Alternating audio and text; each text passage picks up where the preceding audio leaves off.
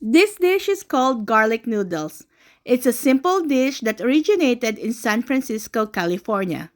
It is sweet, savory, and rich in garlic flavor. You can add any protein that you like, but this goes well with either shrimp or crabs. Let's start cooking this garlic noodles dish.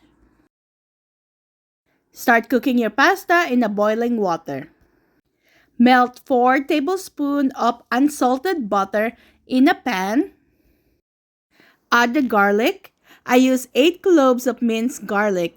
Be careful not to burn your garlic. For the sauce, I need 2 tablespoons of oyster sauce and a tablespoon of soya sauce. Mix all the sauces in low heat and then add the cooked noodles. If you think your pasta is too dry, you can add some water from your boiled pasta. Still on medium heat, keep on mixing your pasta until your sauce is fully combined to your pasta. I am now adding a chopped cilantro. If you do not like cilantro, you can also add green onions. If you want to add protein such as shrimp or tofu, you have to cook it first before you mix it to your pasta. Now I'm adding a quarter teaspoon of white pepper and a tablespoon of fish sauce.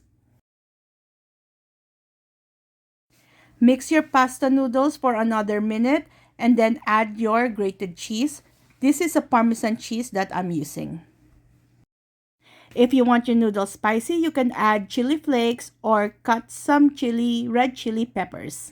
Our garlic noodles is done and this is best served while it's still hot, so enjoy!